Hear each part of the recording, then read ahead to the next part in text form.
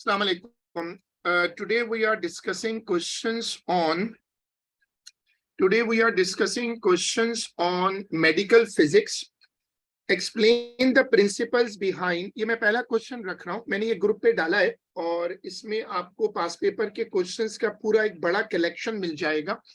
ये जो फाइल है आप इसी पर सॉल्व करो, इसी पे लिख लो, तो फिर होमवर्क सबमिशन भी आसान होगा। टाइम बहुत कम है और अगर आप चाहो तो कुछ क्वेश्चंस प्रिंट भी कर सकते हो। मैंने मेडिकल फिजिक्स का जो हैंडआउट है नोट्स वाला, वो मैंने फोटोकॉपी वाले को दिया है and you can use them. इस टॉपिक को क्योंकि बहुत स्कोरिंग है ना, तो इस टॉपिक की मार्किंग स्कीम साथ साथ देखते जाओ, तो तुम थोड़े से क्वेश्चंस करोगे तो तुम्हें बहुत जल्दी से याद हो जाएगा कि सीआई क्या चीजें इसमें चाह रहा होता है। मेडिकल फिजिक्स में ये क्वेश्चन जून 2007 का है। Explain the principles behind the use of x-rays for imaging internal body structure, ये पहला क्वेश्चन है।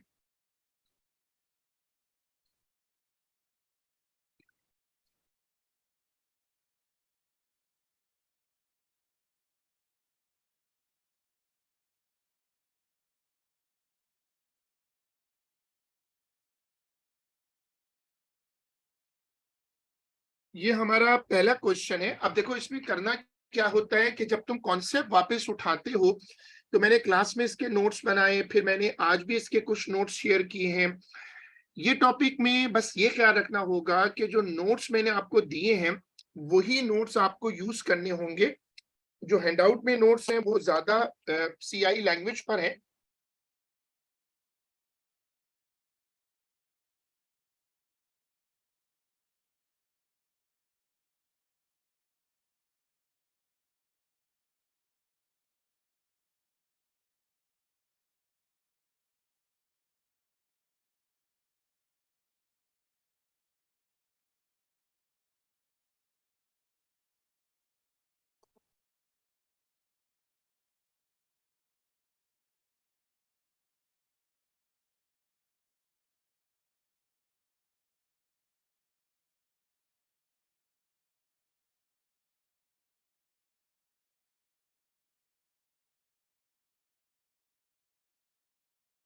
जो एक्सरे इमेजिंग होती है, अब वो कह रहे हैं principles behind the use of x-rays for imaging internal. अब एक्सरे इमेज के बारे में एक लफ्ज बहुत अच्छे से याद कर लो कि जो एक्सरे इमेज होता है वो शेडो इमेज है।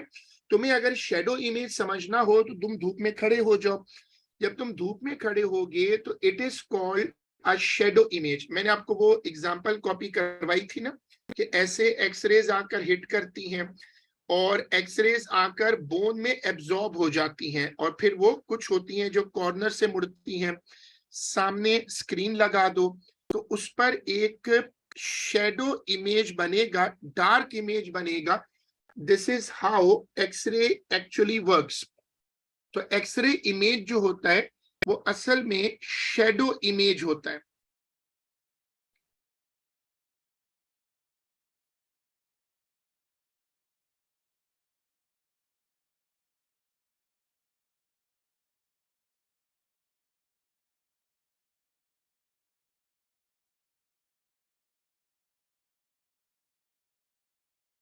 ठीक है, अब तुमने इसको कॉन्सेप्ट को दोबारा बना लिया।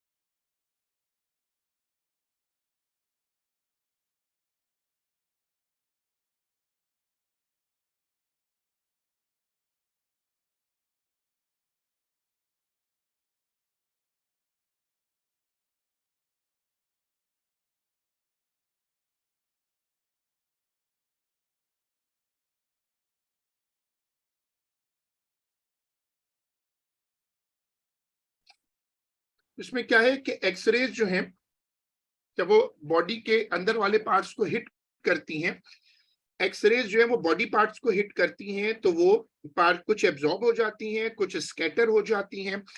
जो एब्जॉर्ब हो जाती हैं एक्सरेज वो बनाती हैं शेडो इमेज। अब देखो, डिस्क्राइब हाउ द इमेज, ये जो हैंडआउट है ये मार्किंग स्कीम के साथ है और इसमें 2007 से लेकर 2022 तक लेटेस्ट पेपरों तक मैंने क्वेश्चंस कंपाइल कर दिए, क्योंकि जो हमारी पास पेपर की बुक्स हैं ज्यादातर उसमें मेडिकल फिजिक्स अलग नहीं हुआ हुआ, वो मिक्स हुआ हुआ है, तो क्वांटम में है और बाकी टॉपिक्स में फैला हुआ है। फिर इस साल 2022 से वो पिछले साल से सॉरी वो पेट वाला टॉपिक भी ऐड हो गया। तो मैंने क्या किया कि वो सारे क्वेश्चंस एक जगह इकट्ठे किए और एक हैंडआउट है। अब तुम इसमें जितना टाइम दे सको उतना कर सकते हो, और तुम चाहो तो नए क्वेश्चंस पहले कर लो, लेकिन असूल ये होता है कि पहले थोड़े पुराने क्वेश्चंस करते हैं ना, तो उसमें स्पेस होती है, जगह जगह का मतलब कॉन्सेप्ट में स्पेस होती है, जरा आसान रखते हैं। How the image produce during CT scan differs from that produce by the x-ray. X-ray जो होता है ना वो सिंगल सिंगल इमेज होता है, सिंगल शॉट होता है। जो सीटी स्कैन होता है उसमें क्या होता है कि वो ऐसे ना पेशेंट के अराउंड घूमता है और घूमता जाता है और इमेज लेता जाता है। उधर जो पेशेंट का स्ट्रेचर होता है वो थोड़ा थोड़ा करके आगे जाता रहता है और वो मल्टीपल इमेजेस लेता है, एक से ज्यादा इमेजेस लेकर फिर वो उनको जोड़ लेता है।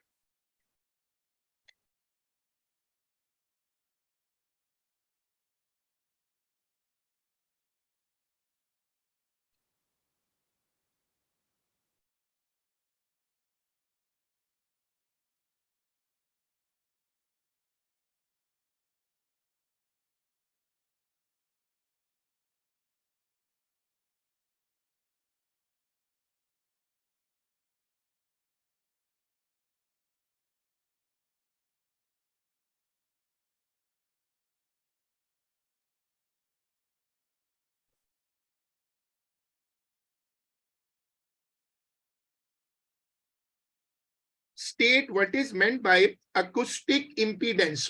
ये अकोस्टिक इम्पीडेंस का टॉपिक जो है, ये जो अकोस्टिक इम्पीडेंस का टॉपिक है ये आया था अल्ट्रासाउंड के चैप्टर में। अल्ट्रासाउंड इनके यहाँ सबसे फेवरेट मेडिकल फिजिक्स का यूनिट है, तुम्हें ज्यादा क्वेश्चन उसी पर मिलेंगे।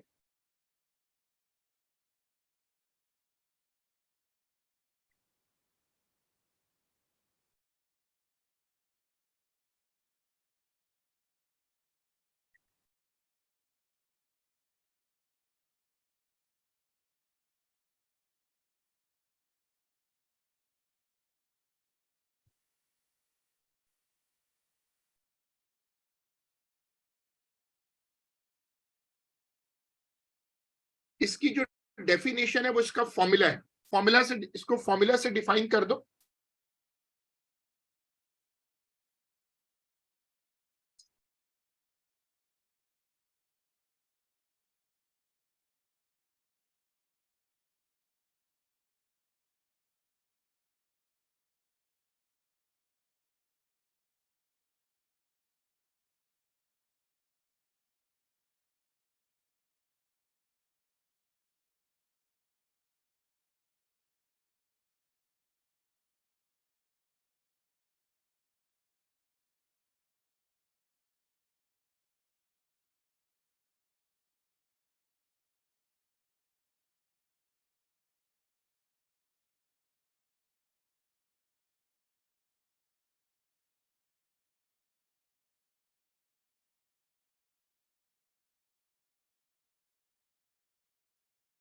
Why acoustic impedance is important when considering reflection of ultrasound at the boundary between the media। वो मैंने क्या पढ़ाया था कि जैसे ये बाउंड्री है ना, तो अल्ट्रासाउंड हिट करती है, पार्शली रिफ्लेक्ट हो जाती है और पार्शली अंदर चली जाती है।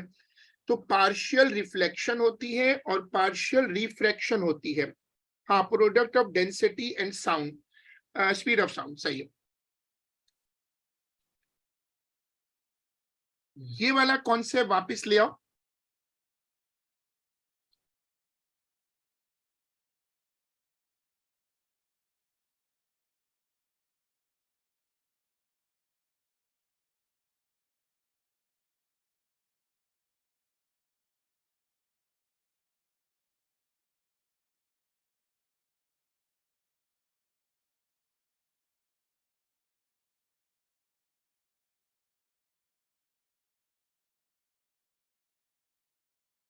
अब वो ये पूछ रहा है कि ये जो पहला वाला आंसर है, जो पहला आंसर है वो तो अभी एक स्टूडेंट ने जैसे बताया था, अगर आप पार्ट 1 का पूछ रहे हो, तो पार्ट 1 में तो सिंपल, पार्ट बी में ये करना है, आप एग्जामिनर को बताओगे कि देखो when consider reflection, different boundaries से डिफरेंट इंटेंसिटी की रिफ्लेक्शंस होंगी और उससे उन बाउंड्रीज को आइडेंटिफाई करना पॉसिबल है। ये मैंने क्लास में भी समझाया था। डिफरेंट बाउंड्रीज पे अकोस्टिक इंपीडेंस बदलेगा और उससे जो अमाउंट ऑफ रिफ्लेक्शन है वो वेरी करेगी। अमाउंट ऑफ रिफ्लेक्शन वेरी करेगी, ये बिल्कुल ऐसा है जैसे आप अगर अपने हाथ को प्रेस करें तो आप बता सकते हैं कि बोन कहां पर है और खाली फ्लैश कहां पर है, वो आपको सेंस होता है ना, क्योंकि सॉफ्टनेस होती है, डेंसिटी होती है। इसी तरह अल्ट्रासाउंड भी ये बता सकती है बाउंड्री पे जी रखकर, जी के थ्रू, कि कहां पर किस इंटेंसिटी की रिफ्लेक्शन हुई है और वहां पर क्या चीज हो सकती है। Explain the principles behind the use of ultrasound to obtain diagnostic information about structure within the body. ये मेडिकल फिजिक्स का, ये वाला मेडिकल फिजिक्स का सबसे इंपॉर्टेंट क्वेश्चन है। सबसे ज्यादा मर्तबा अगर कोई क्वेश्चन आया है तो वो ये है। मैंने अल्ट्रासाउंड पे 2-3 पीडीएफ भी ग्रुप पे डाली थी, वो उसके क्विक रिवीजन के लिए, और जैसे मैंने बताया मैंने एक हैंडआउट भी नोट्स का रखवाया है वहां पर, और उसको आप लोगे और फिर आप अपनी वर्डिंग इंप्रूव करोगे, क्योंकि टॉपिक आसान है बट इसकी वर्डिंग जो है ना वो बहुत इंपॉर्टेंट है।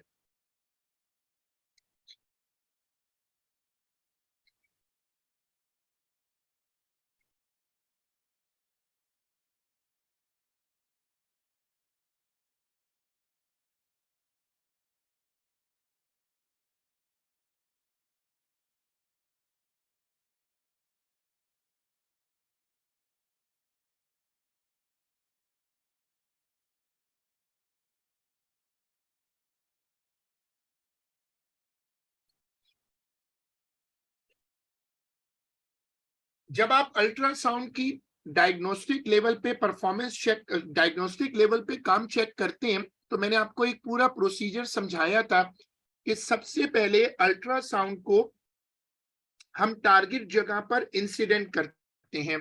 अल्ट्रासाउंड वेव्स पार्शियली रिफ्लेक्ट होती हैं और पार्शियली रिफ्रैक्ट हो जाती हैं, पार्शियली रिफ्लेक्ट होती हैं और पार्शियली रिफ्रैक्ट होती हैं। ये पहला स्टेप था।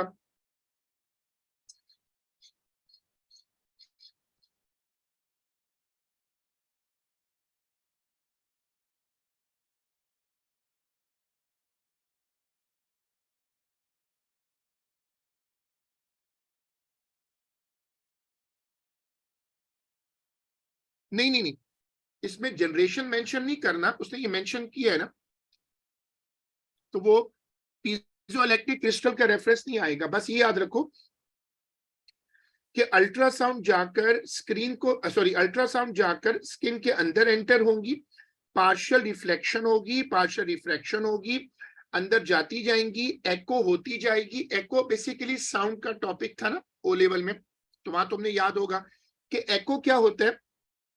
जब साउंड वेव्स किसी चीज से अंदर से वापस आती हैं टकराकर, तो उसको कहते हैं एको। तो इससे एको होगी, जब एको होगी तो आप उसको रजिस्टर करते जाओ और उसकी इंटेंसिटी से पता चलता जाएगा। वो एक फॉर्मूला मैंने क्लास में समझाया था, V is equal to 2D upon T।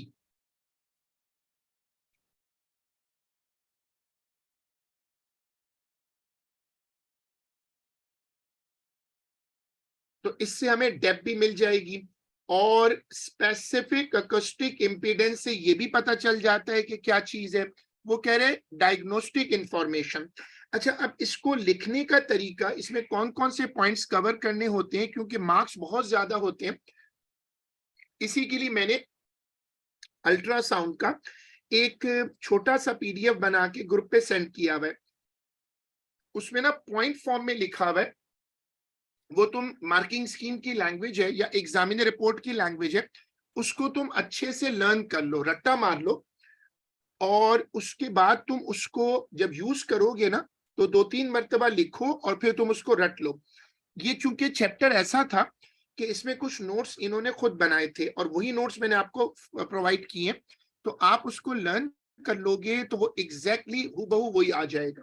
चलो अब क्वेश्चन नंबर 3, सीटी स्कैन और एक्सरे इमेजिंग में क्या फर्क है?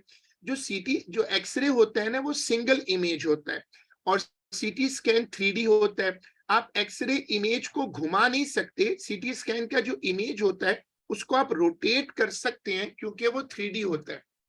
By reference to the principles of CT scanning suggests why CT scanning could not be developed before powerful computers were available. अब बताओ इसका क्या आंसर लिखूं? ये थोड़ा सा मेमोरी से हटके लगेगा आपको, लेकिन थोड़ी सी कॉमन सेंस लगाएं तो जवाब मिल जाएगा। मेडिकल में ना ब्लॉक मार्क्स हैं, पूरे पूरे ब्लॉक करके मार्क्स दिए हुए, तो आपको जैसे बड़ा रेयर होता है A2 में इस तरह के ब्लॉक वाले क्वेश्चंस हो, आपने रट्टा लगा हुआ है, आपने कुछ थोड़ी सी कॉमन सेंस लगाई तो जबरदस्त मार्क्स मिल सकते हैं।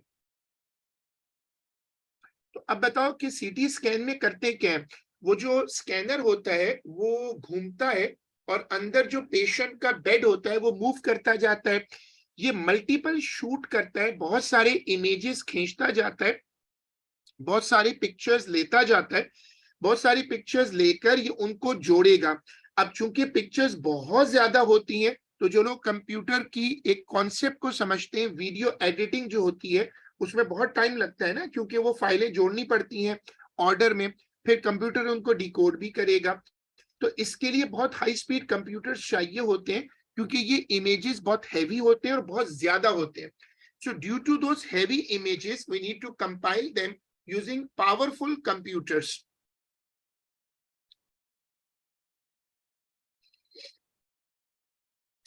Explain the main principles behind the use of ultrasound to obtain diagnostic information about internal body structure. ये मैंने आपको बता दिया कि आप इसको, मैंने इसको ग्रुप पे दिखाया भी था, इसको अच्छे से याद कर लीजिएगा एक मर्तबा वंस, वो जो सारा हैंडआउट है पूरा। Data for the acoustic impedances and absorption, इसको एटीन्यूएशन कहते हैं, coefficients of muscle and bone are given in the figure. The intensity, बड़ा मशहूर क्वेश्चन है और अल्ट्रासाउंड में बहुत आता है, भर भर के आता है, तो तुम इसके ऊपर वाला डेटा देख लो। जो स्पेसिफिक अकोस्टिक इम्पीडेंस है वो जी होता है और एब्जॉर्प्शन कोएफिशिएंट जो है वो म्यू को कहते हैं, म्यू। तो पहले इसको सॉल्व कर लेते।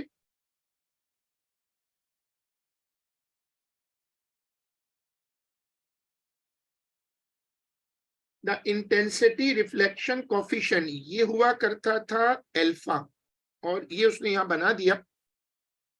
अब वो कह रहे attenuation of ultrasound in muscle follows a similar relation to the attenuation of x-rays in metal. A parallel beam of ultrasound of intensity I enters the surface of a layer of muscle of thickness 4.1.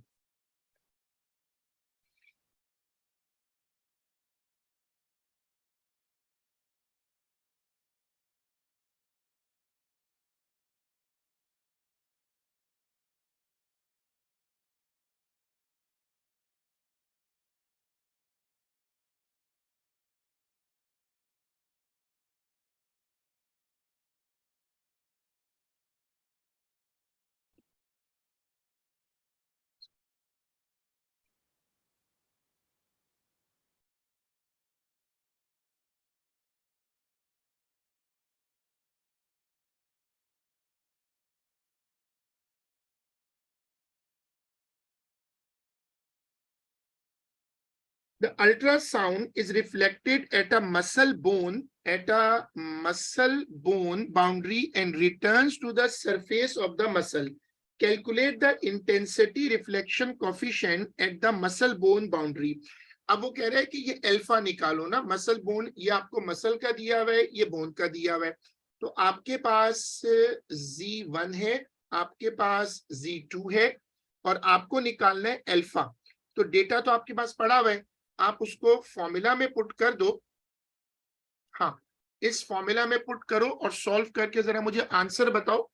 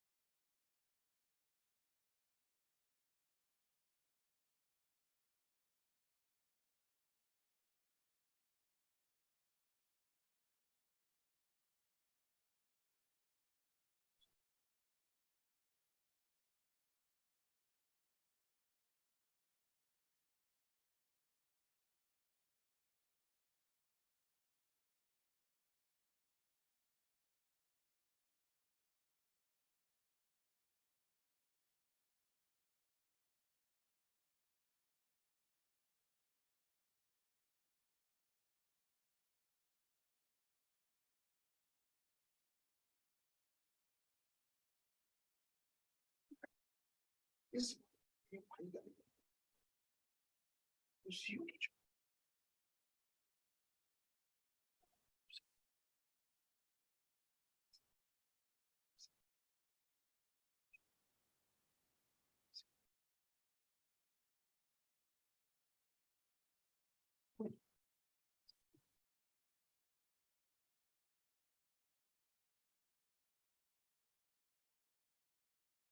0.33, मुझे एक answer मिल रहा है 0.33।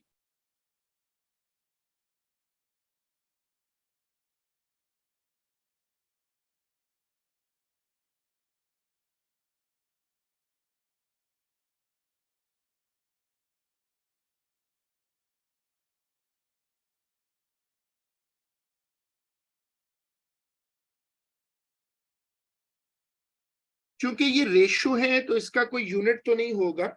The fraction of the incident intensity that is transmitted from the surface of the muscle to the surface of the bone। अब इसके लिए वो formula था ना, I is equal to I not e power minus mu x, ये वाला formula देखो। और इसमें हमें फ्रैक्शन निकालनी है तो I अपॉन I नॉट को सब्जेक्ट कर लो।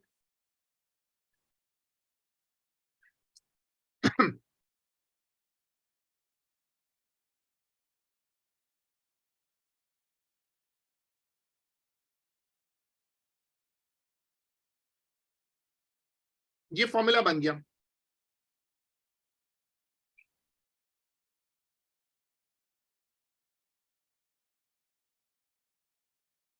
थिकनेस कितनी है इसकी?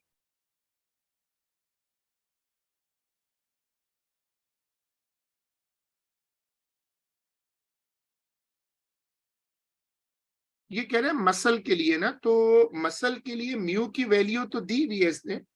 मसल के लिए म्यू की वैल्यू दी हुई है 23 पर मीटर।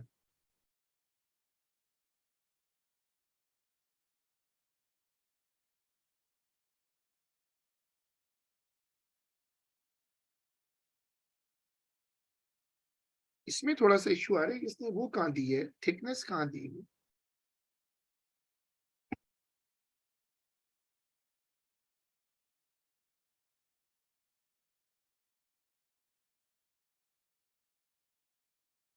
क्वेश्चन में तो वही होनी तो चाहिए, लेकिन यही तो नहीं मिल रही। तुम्हें मिल रही कहीं, कहाँ पर है?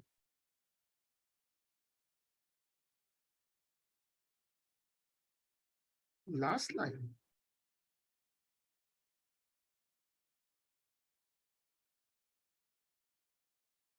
सॉरी, मुझे तो नहीं मिली लास्ट लाइन में। क्या क्या तो है लिखी हुई, क्या 4.1 सेंटीमीटर? अच्छा अच्छा अच्छा, sorry sorry sorry, I found it. ये 4.1 सेंटीमीटर। तो इसको रख दो 4.1 और ये है 23।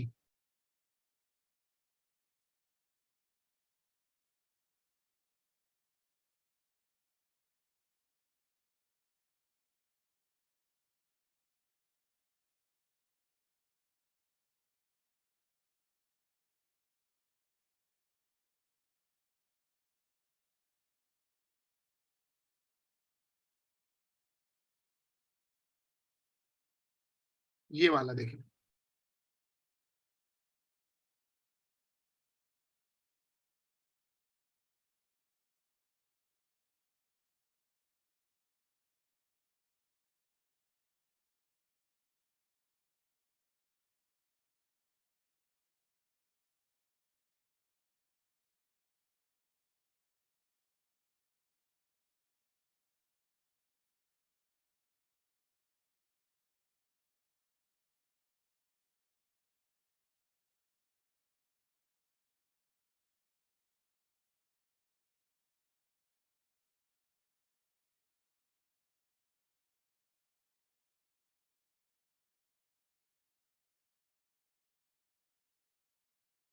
Surface to bone, surface to, मैंने इसको पूरा पढ़ लेता हूं, आप लोग भी देख लो। नहीं, वो एंटर तो मसल से हो रहा है ना। वो उसके देखो, मसल टू बोन का मतलब मसल से तो गुजर जाएगा।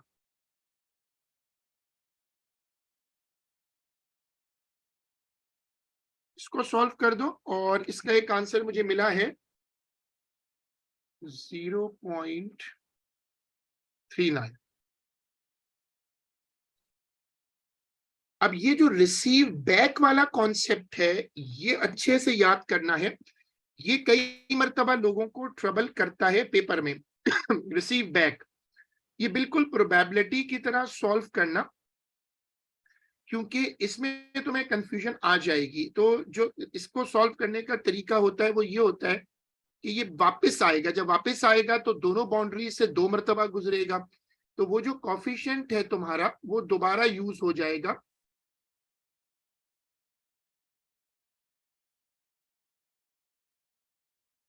इन टर्म्स ऑफ आई कह रहे हैं, तो हमें इन टर्म्स ऑफ आई निकालना है। अब ये बिल्कुल प्रोबेबिलिटी की तरह है, जिनको ओ लेवल की प्रोबेबिलिटी याद हो कि अगर कोई इवेंट रिपीट हो तो उसके ऑप्शंस को ना मल्टीप्लाई किया करते थे, वो इस तरह होता था 1/2 इंटू 1/2। तो ये बिल्कुल वैसा है। यहाँ पर आपको याद रखना है कि कमिंग बैक का सवाल जब आएगा तो उसकी इंटेंसिटी रिवर्स होने पर मल्टीप्लाई हो जाएगी।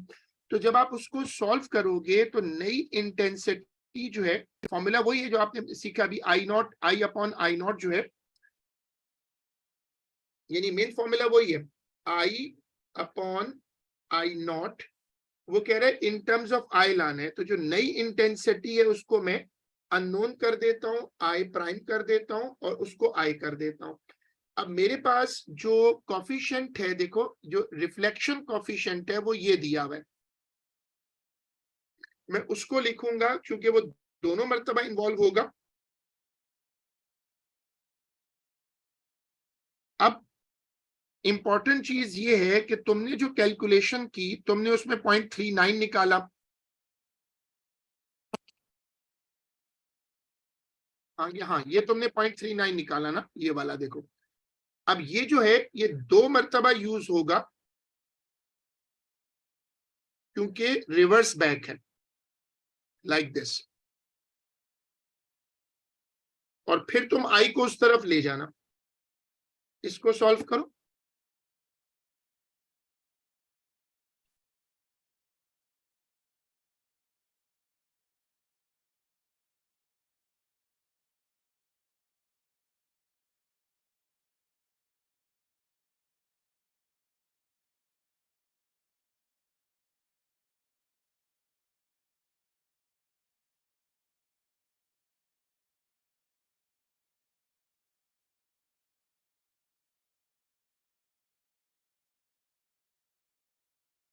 देखो इसमें पहले तो 0.39 2 मर्तबा क्यों है वो दोबारा समझ लो।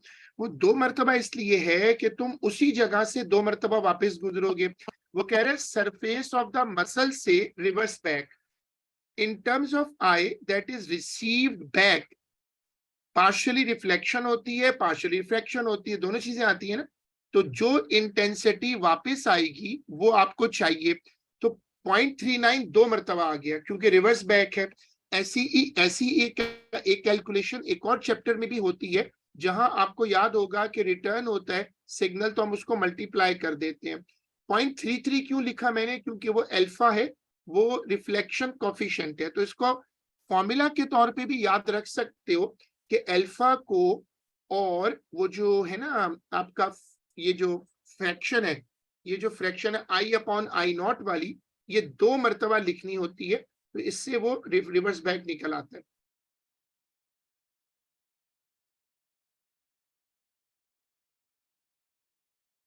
चले, हमने कंप्लीट कर लिया, आज का काम यहीं तक है। और इसको फिर हम इंशाल्लाह जो अगली क्लास होगी उसमें कंटिन्यू करेंगे। अल्लाह हाफिज।